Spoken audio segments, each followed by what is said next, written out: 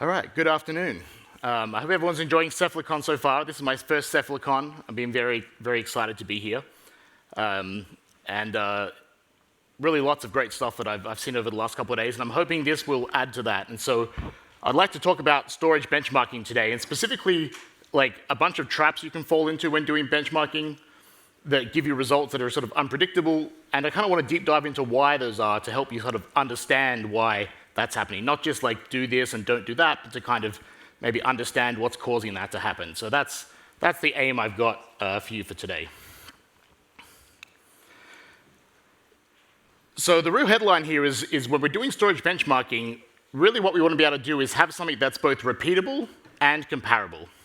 And so what do I mean by that? Well, so for repeatable, we want to be able to run the same benchmark multiple times and get the same numbers out. We don't want to have those numbers changing, even if you're just running them back to back or on different days and that kind of thing. So we want that to be repeatable. But you also want those numbers comparable not only to an identical benchmark run, but if you make some kind of change, very often we're maybe tweaking some configuration options, testing different numbers of nodes or configurations, we want to be able to run a benchmark, make a change, run another one, and have those two numbers actually be comparable. We want to measure the change we made and not measure some other unknown variable in the environment, of which there are many, as we're going to go through. I think probably all of us have been there. I know I certainly have. You're working on some customer support case or something. You're trying to pre-deployment. You're trying to get the system to go faster, and you sort of like run a benchmark like 1 minute or 5 minutes, tweak a few config options or add some hosts, run another one. And that I find is the time that you can get misled the most. So let's start by looking at single devices. Forget about Ceph, we're just going to look at a single hard disk. So this is a sequential write benchmark of an 8 terabyte hard disk from start to finish, all the way through. And on the blue line, we can see the speed. And on the left, we start out about 250 megabytes per second. And as we finish about 14 hours later or something like that, we're down to 125 megabytes a second. So that performance is actually halved. And this is pretty much true of all hard drives. So why does that actually slow down? Why do hard drives actually go slower the further through the disk that you actually write? And so if we look at the internals of a hard disk, it's actually a spinning platter, kind of like a CD inside. And these spin at a constant speed, so typically 7,200 RPM in most cases. And as we write the disk sequentially, that read and write head is kind of moving from the outside, where you can see it now, sort of towards the inside. And just sort of like by the geometry of circles, the distance that it covers on the outside, it's a larger circumference than it is on the inside. And so the distance that head travels in the same period of time gets smaller and smaller as we move towards the inside of the disk. We can actually look at another much, much older format for some inspiration to understand this, which is the Laserdisc. Many of you might have heard of them. Maybe not so likely many of us have used one, but it was an early disk format from 1978, similar to a CD or a DVD, just 10 years earlier, and it was actually an analog format, not digital. And the disk was about the size of a vinyl record, so this big, not the smaller kind of CD that we were more used to, but is rapidly disappearing. And so this particular picture disk, and you can see these kind of patterns on the disk in this fantastic photo, was what's called a CAV, or constant angular velocity disk. And this disk always spun at the same speed, which meant that as it was reading or writing it, whether it was on the inside or the outside, because it was spinning at the same speed, that distance that it traveled was smaller or larger. And you can see that in these radial patterns. Towards the inside, it's smaller, and as we move towards the outside, it gets bigger and bigger and bigger. And that's actually the same amount, 1 second of video or whatever it is being encoded on the inside and the outside, but it's less dense on the outside. And you can actually see that visually on the Laserdisc. The advantage of doing that here was that we never had to speed the disk up or down, so that kind of simplified the electronics of the Laserdisc player. But the disadvantage is we were wasting space on the outside. So the mechanism, the physics of the disk itself and the thing that was reading or writing it could have stored that data on the outside more densely, but we didn't take advantage of that. So we were wasting space. So there was another format of Laserdisc that actually most players supported both of them fairly shortly into their life, called CLV, or constant linear velocity. And that would progressively slow the disk down as the read head moved towards the outside of the disk, so that we always covered the same distance for the same amount of data. And you can see that in this pattern, you can kind of see these for a start, you don't see those radial patterns like before, but you can see these little, similar sized bits kind of move around and shift around, but it stays the same all the way out to the outside of the disk.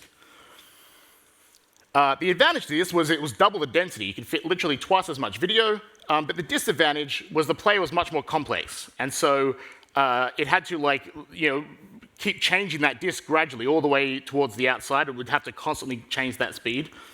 And if you skip the video chapter, it would then have to fight the inertia of the disk to get it up to a higher speed or down to a lower speed, which made it take longer to seek around the disk.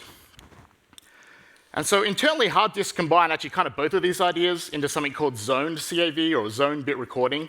And so the disk always spins at the same speed, but because we're in digital land, we can just turn the read head on and off more or less times depending on whereabouts on the disk that we are.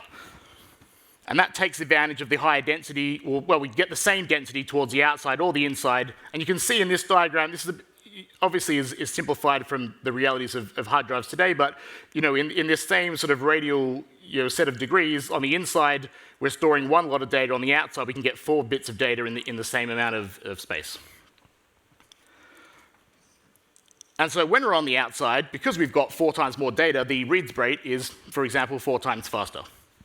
Now, this is a gross oversimplification, so anyone here that actually understands hard drive geometries at a deeper level than that might be crying a little bit. And there's this really great article, if you really want to get super nerdy deep dive, where he micro-benchmarked multiple manufacturers like hard drives to figure out their geometry based on seek latencies and stuff, and made these very pretty diagrams. So if you really want to geek out, I would read that. That's some really interesting reading. And so if you go back to that benchmark before, you'll actually notice that this blue line is not a smooth curve down. It actually has these little steps, and those steps are as each one of those zones. As we progress through those zones, it gets slower and slower, but not as slow as it would have been if we didn't have these zones in the first place. And so at this point, you might be thinking, well, hard drives are old news. Actually, here at Cephalicon, probably more than anywhere, I think we're still deploying hard drives in the hundreds or thousands. But I'd be very surprised if any of us has a hard disk in our laptop anymore, at least as the primary drive, and probably not at all. We see lots more SSDs and NVMEs, so what about those? They've got no moving parts, there's no need to spin things up or down or seek, so what does that look like? And so if we read an SSD, actually it's quite simple. We get this great flat line. This particular SSD, we can get 3,000 megabytes a second start to finish, and it never slows down. But what if we write to that same SSD? It's a little bit of a different picture. For a start, it's much slower, about 450 megabytes a second for most of it. But let's zoom in on this little red section at the start. We have this giant peak to 1,500 megabytes a second for 7 seconds. By my math, that's about 10 gigabytes. So we could write 10 gigabytes to this SSD at 1,500 megabytes a second, and then the speed was cut in thirds, and it will remain like that for the rest of the time that you're writing to it. And if you look at the data sheet for this particular SSD, you'll notice that it quotes a number of 1,550 megabytes a second. That's about right. That's the exact number we saw.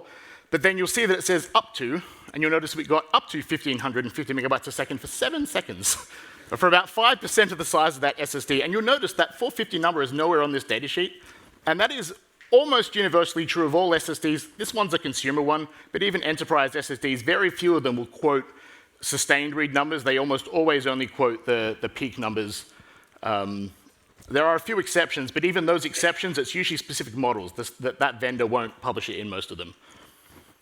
So the only place we can usually find this is benchmarks that someone like Tom's Hardware or a few other storage review, those guys do, and they'll show you these sustained write speeds that you can get. You'll also actually see in this particular graph, if we follow this purple line, for example, it's not actually a bimodal distribution. So bimodal, we've got two. For many of these SSDs, it's actually trimodal. So you can get 5,000 megabytes a second for 30 seconds, then 4,000 megabytes a second for 5 minutes, and then it drops again to 2,000 megabytes a second for the rest of time.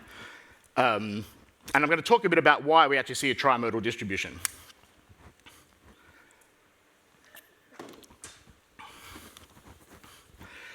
So the first thing we need to think about with SSDs, and you've probably seen these terms thrown around and may or may not understand them at a deeper or less deep level, but with SSDs, when they started, they're basically a billion tiny capacitors or batteries inside of an SSD. And at the start, we had SLC, or or 1 bit per cell. So that little capacitor was either fully charged or fully discharged, and that was storing 1 bit. You'd have 8 of those per byte, a billion of those for your whole SSD.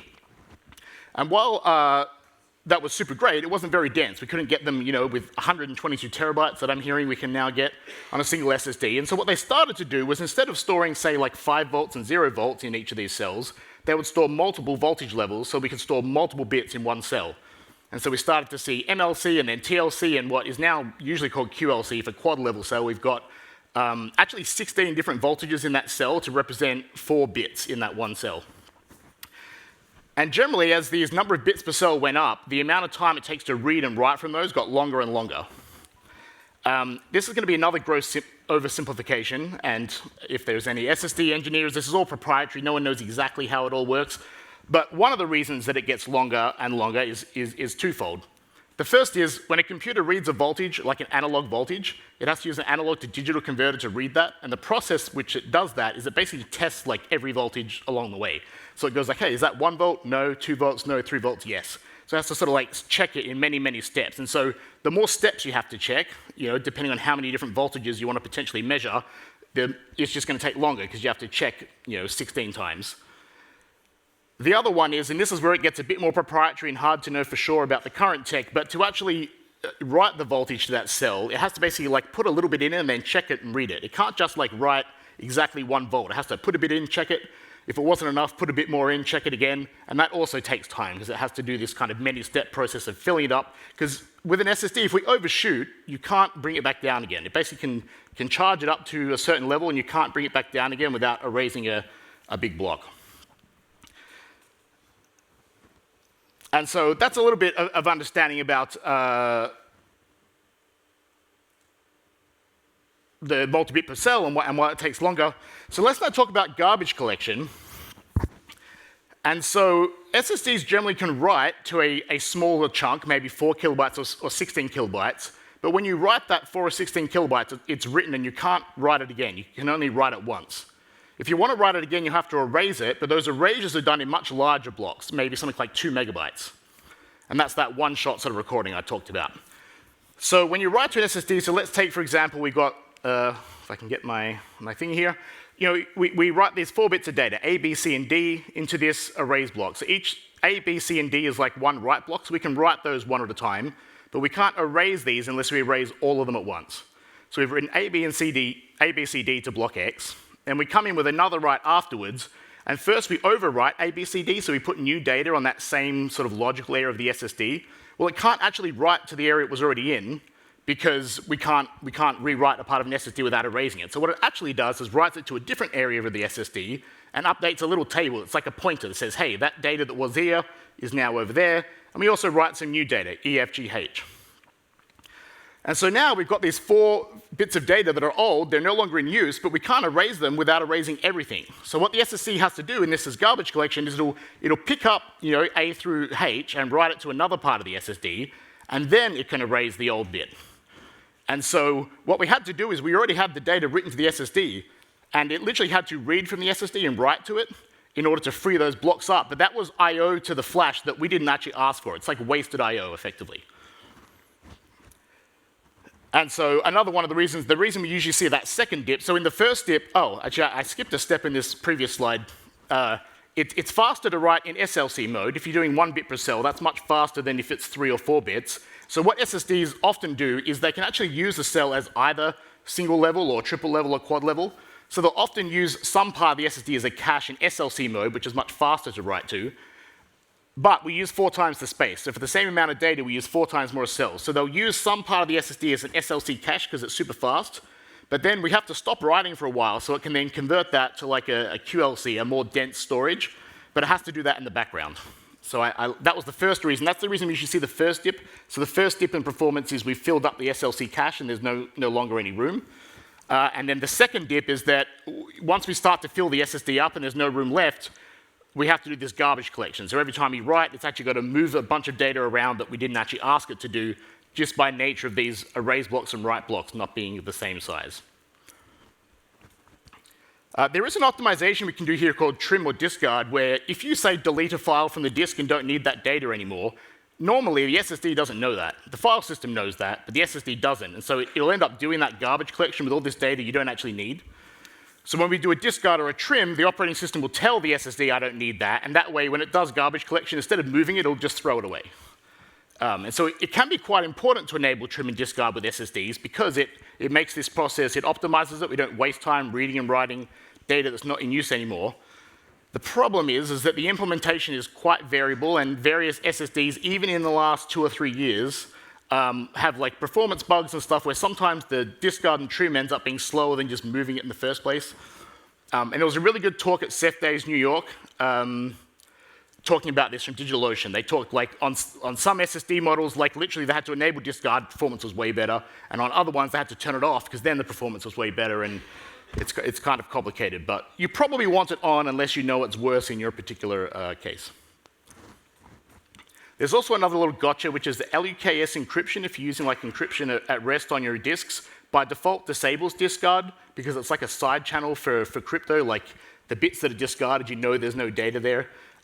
Probably doesn't matter for data center use cases. It matters more for like people that are trying to not get their data like stolen by a foreign government or something like that. So you have to kind of intentionally re-enable trim for LUKS encryption, otherwise it gets kind of transparently disabled.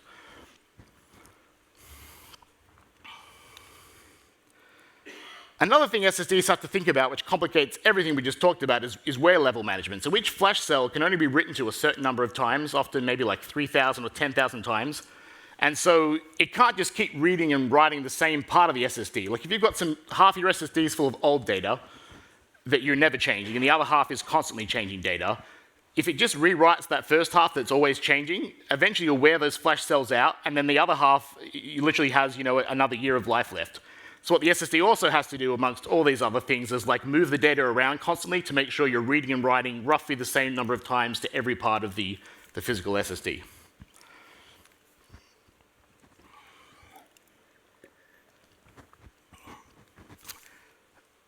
And occasionally, a bit like that discard case, like the SSDs can get into like a pathological state where it's got some kind of bug where it suddenly is performing really slowly because it's just gotten itself all confused. We've seen this with Ceph and BlueStore, like certain kinds of fragmentation can kind of just throw your performance out the door. But a nifty trick for that is if you do a secure erase on an SSD, in pretty much all cases it completely resets the entire flash translation layer and gets rid of everything to like a fresh state like it came out the box. So if you find your SSDs are kind of like behaving weird all of a sudden, and obviously you don't have any valuable data on them, if you do a secure erase, it literally erases it securely. Your data will be gone. But if you do that, it'll usually like reset it to a known good state and might get you out of one of these kind of weird performance holes. And update your firmware. That often also helps. Or makes it worse. It depends how lucky you get. Another thing to think about is, so whether it's that SLC cache or whether it's the garbage collection, the SSD tries to do this work in the background. It's like if you're like a gamer and like downloading a game on Steam, and like it's 5 gigabytes a second for like an hour, and then like you go to bed. That's great because it can spend 8 hours doing the garbage collection, moving the SLC cache around, and it does all this kind of recovery in the background when there's a low I/O load. When we're doing a benchmark, it's like the opposite of that. You're like hitting it as hard as possible for as long as possible, maybe hours or days, and it never has time to do that background recovery. And your production workload probably even has that recovery time. It might be you have 8 hours of business hours that you're busy, and then 16 hours you're not, and so your SSD might maintain good performance in that state, but when you're benchmarking it and you're hitting it faster than you ever do in production, for longer than you ever do in production, it won't have this recovery time, and so you may find that it's running even slower than it normally would. Okay. So I want to detour a little bit. So that was a bit of talking about individual disks. So we talked about hard disks and SSDs and why even those single simple devices have highly variable performance that would just change out from under you when you're not expecting it. And I want to talk briefly a little bit about different components in your cluster that might be limiting your performance, and you may not realize that those are there.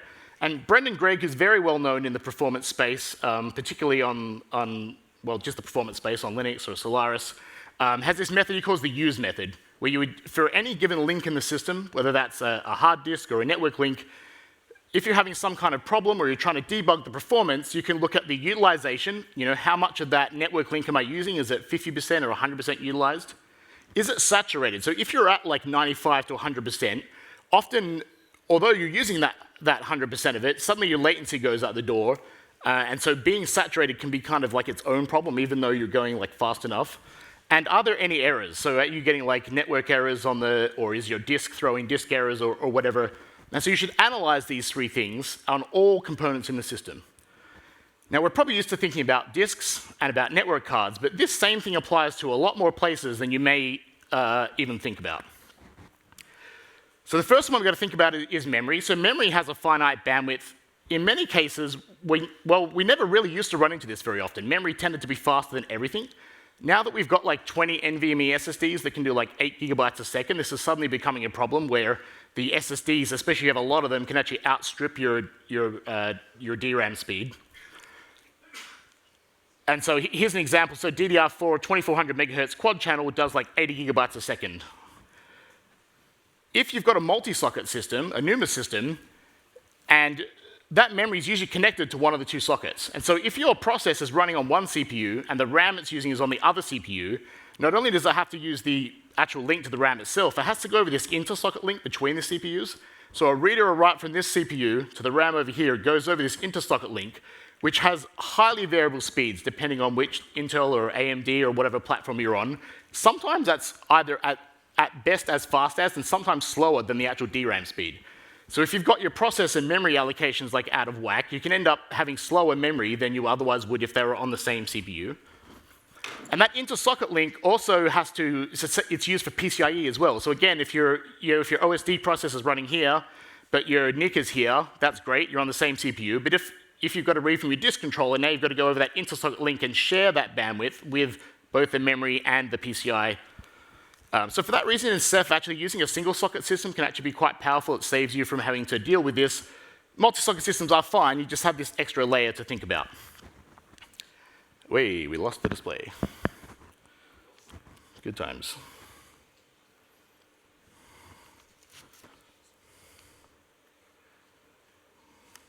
Unplug it and replug it.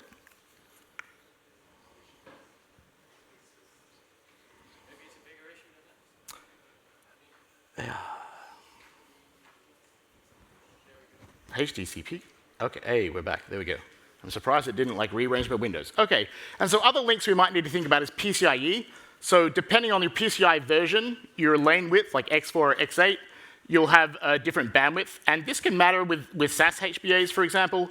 So, for example, with PCI 3 X8, you get 8 gigabytes a second. Now, if you've got like even like 8 to 16 hard drives, that's enough. But if you've got like a disk shelf with like 32 drives in it, and maybe like 2 of those plugged into a SAS HBA, suddenly you've got to think about that PCIe bandwidth could actually be limiting you, as could be the SAS cables themselves. And we've also now got these tri-mode HBAs where you can get SAS and SATA, but you can actually plug NVMe drives into a HBA, which is then behind a PCIe link. And we actually had this with a customer at Canonical recently where I guess they hadn't thought about it, but they ordered these machines with a whole bunch of NVMEs, but they were all connected behind a HBA on a single PCIe X8 link. And so the performance they get was like an eighth of what they would have got if those were directly connected to the PCIe bus instead. And so you've got to think about where they're connected, even with NVMe. It's not always directly connected to the CPU. Usually it is, sometimes it's not. And these links can also have errors. It doesn't happen a lot, but these PCIe links inside your system, if there's some kind of hardware fault, which does happen from time to time, it can actually downgrade the speed of that link. So normally it might be fast enough, but if you've got some kind of hardware fault, it will often silently downgrade to a slower speed, which will work. You might have seen this with network cables. Sometimes your 1 gig goes down to 100 meg. And you may not realize that's happened. And so there are ways to check for this, but they're not places people look super commonly. The last place to think about is on your network with LACP. So when you're sending data over LACP, TCP really hates it if you reorder its packets. It wants them to be in order. Otherwise, it starts to think you've got dropped packets, or it has to buffer them in memory. And so to make that happen, it always tries to send the same TCP connection on the same one of those 4 LACP legs. And it does that by hashing it, kind of like Crush does. Most people now would use the layer 3 and 4 hashing mode, where it uses both the source IP, the destination IP, and the source port and the destination port as part of that hash. And so with Ceph, you've got lots of clients, lots of OSDs, many connections, and they'll evenly distribute over those. But the default is actually layer 2, which only uses the MAC address. And that can be a problem in particular if you have like all your clients behind a network router. They're all going to share the MAC address of that network router. And so you might find that all of your clients are only using 1 out of 4 of your LACP lanes and be limited to 10 gigabit if you're using layer 2 mode. And if you have a single TCP connection, you'll also only ever use one of those. So that's another thing to think about. And so here are a quick few tools. If you grab the slides later, they're I find less commonly known. I think the coolest one is ls-topo. It will actually show you all those PCIe links, what version they are, what their lane width is, and what they've actually negotiated at. Not just what they should be, but whether they've like downgraded. And if you want to find these kinds of tools, there are 2 really good places. The first one is Brendan Gregg has this Rosetta Stone of use tools, which just lists out a whole bunch of places you might not know about. There's also this great tool called SOS Report that both Red Hat and Canonical support extensively used for debugging system issues. And it runs like, I don't know what the number is, like 1,000 different commands for a block, file system, memory, processors, LVM, NVMe. And there's almost certainly a whole bunch of commands you never knew existed, or flags to those commands you didn't know existed. It will tell you all sorts of cool stuff. So you can have a look there.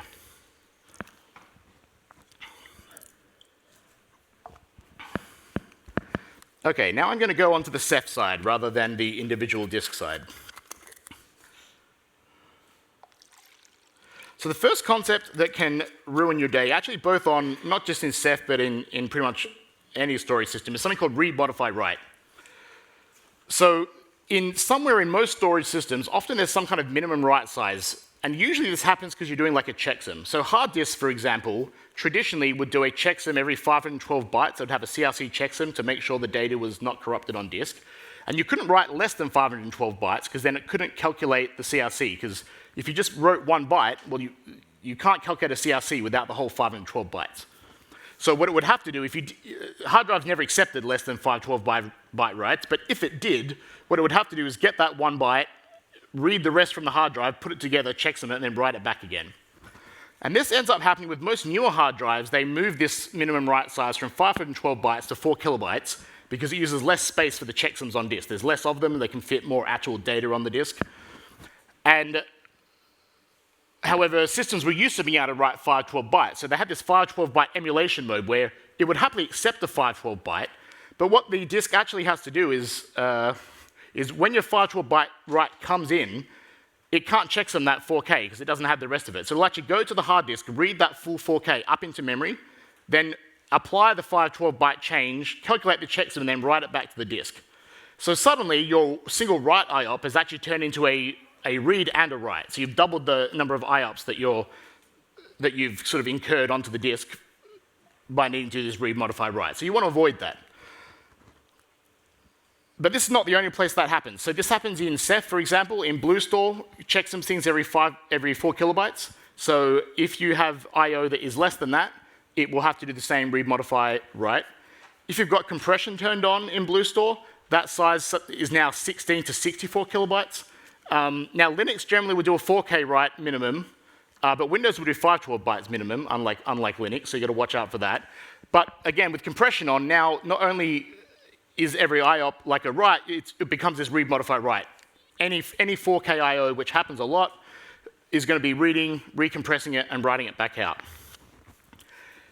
Also happens in ZFS. If you've used ZFS, by default, files are broken up into whatever size the first write to that file was, up to a max of 128 kilobytes. That's the record size in ZFS. And so if you copy a log file from another disk, but then start appending tiny little bits to it, every time you append a tiny bit to that log, it's actually going to read, modify, and write 128 kilobytes, which is not just an extra IOP, it might be multiple IOPs off the disk. And there was one particularly pathological case I had. I've got a whole separate talk on this on YouTube called Fixing Windows Performance on Ceph Clusters, where in the file store era, it would actually do buffered I/O in the kernel.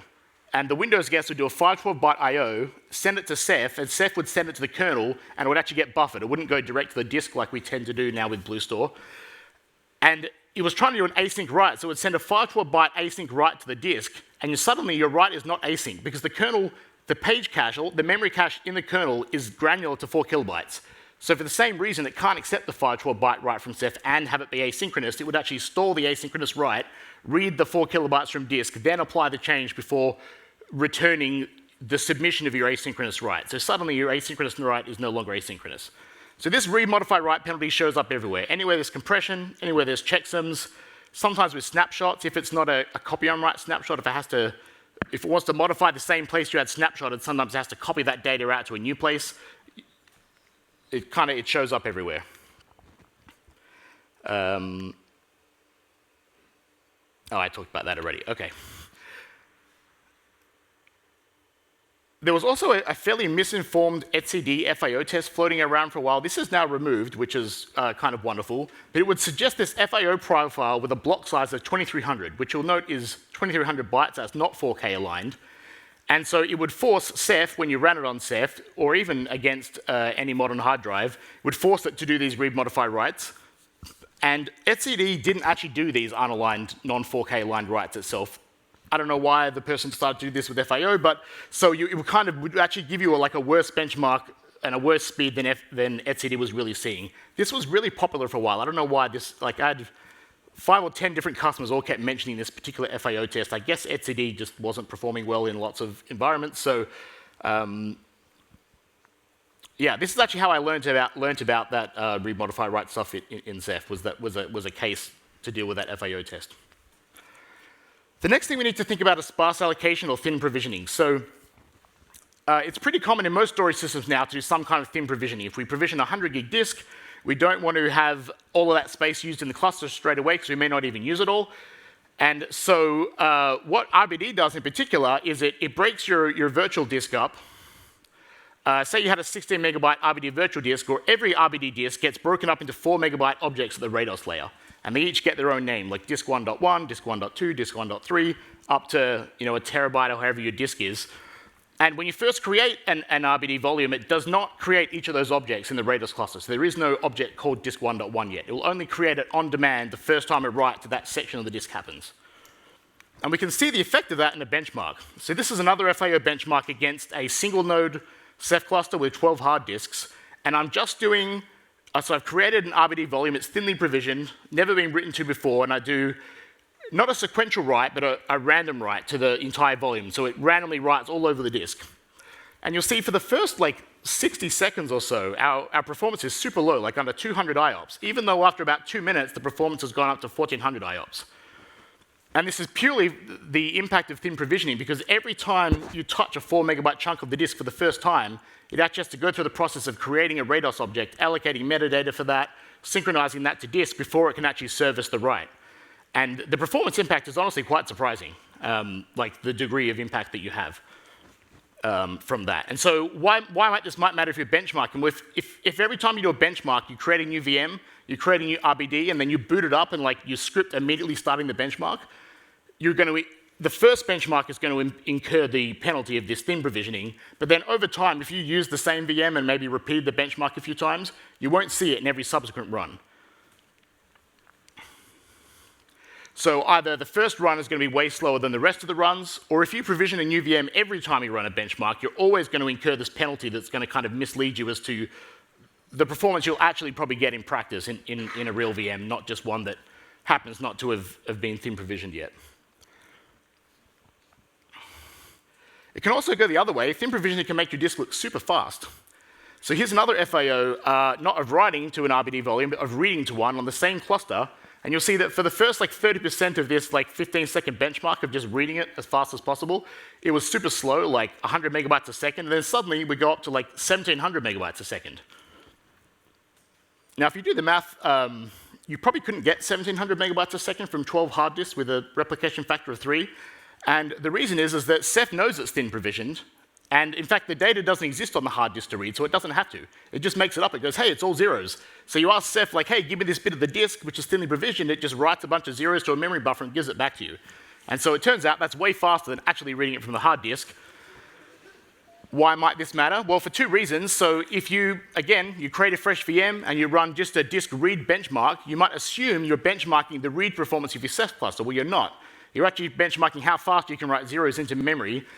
And with QEMU, with librd, it doesn't even send this over the network. It actually synthesizes it on the hypervisor. So you're not even testing your network speed. So you can literally go faster than the network.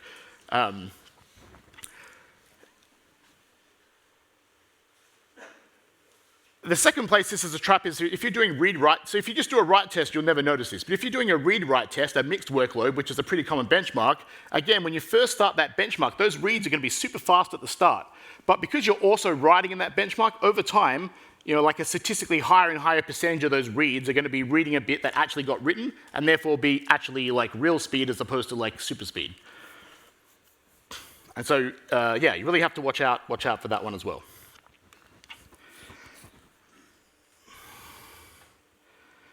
Okay, we are a little short on time, so I'm going to skip through a couple of things really fast. First thing I would say is watch out for your working set size. Don't just use like a 4 gig or a 40 gig disk. Try to fill your cluster up to like 30 or 40%, or use disks of real size. And the simple reason is that, well, two reasons. First is memory caching. So if you use a really small disk, you're going to basically like fit all the data into memory, not only the data itself, but maybe just like the O nodes, the metadata, etc. And also, if you've got some kind of SSD caching system, like Bcache or DM cache or whatever, if your test is small enough, it might fit entirely in SSD, and you'll never even like touch the hard disks. Another thing to think about is deep scrub. By default, Ceph reads everything in the cluster once a week. With an 8 terabyte hard drive, that's 13 megabytes a second on average. That's actually a significant background load. But if you haven't filled your cluster up, you're not incurring that background load yet. But over time, as you fill your cluster up, suddenly you've got more and more background I/O you never had at the benchmark stage. Basically, tool selection, FIO is great. Everything else is generally terrible for the most part. HDPalm, Rados Bench, DD, mainly because they're not parallel. They often either have one thread, or even if they do, they just haven't been optimized, and they might use multiple threads, but can't actually keep up with the underlying storage. Another trap, if you freshly create a VM, is with ext4, if anyone used the ext3 era, when you formatted the file system, it would like write these inode tables. It would take several minutes often to write those out. When you format something as ext4, that doesn't happen. It takes like 2 seconds to format it. It turns out it's still doing that work. It just does it the first time you mount the file system. And so if you create a fresh VM and you mount ext4, for the first like couple minutes, it'll sit there very aggressively writing out all these inode tables and competing with your benchmark. If you script the benchmark again, you boot a VM, run a benchmark straight away, you're going to be fighting not only thin provisioning, but you're going to be fighting ext4 aggressively filling your hard disk with inode tables.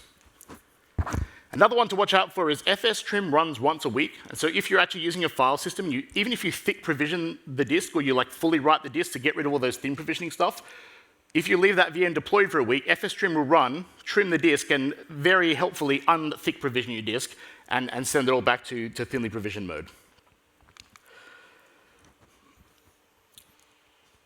Watch out for tuning guides. Vendors love to put out all these crazy tuning guides. They almost always trade off throughput for latency and crash safety.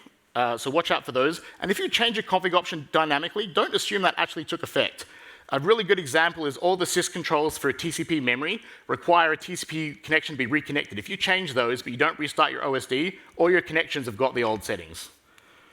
And so with that, here are some simple guidelines to make sure that your benchmarks are as repeatable and comparable as possible. Benchmark a raw block device. Don't use a file system. Precondition, pre-write, or thick provision the entire virtual disk at the start. Try and fill your underlying storage to a reasonable percentage, maybe 40, 60, 80% if you can. Bigger clusters, that might be difficult. Think about your working set size. Use a big virtual disk. Use many VMs, 20 VMs on 5 hosts with 100 gig. Don't use like a single 16 gig disk. Think about how long you're running your benchmark for. You want to push your SSDs past that bi-modal or tri-modal cutoff and get like your real sustained performance. If you do a small test, you won't do that. And if you're trying to benchmark like changing an option, and you're not sure if you're actually measuring the impact, change it, benchmark, change it back, benchmark it, change it again. Like go back and forth. If you can't see it oscillating with the change, then you're probably not measuring the change you think you are. Maybe that option's not actually taking effect or something else. And then if you're trying to go faster and you're not sure why you can't, then use the use method. Look at your whole system's block diagram and think about what's actually limiting with you. And so why do we need to do all these things when we don't actually do them in production? And the simple answer is you're not trying to repeatedly compare some numbers within 5% in your production workload, but you might be with the benchmark. So we're completely out of time, but if you want to talk to me, come see us at the Canonical booth. I'd be more than happy to answer any questions or chat to you, and thank you very much.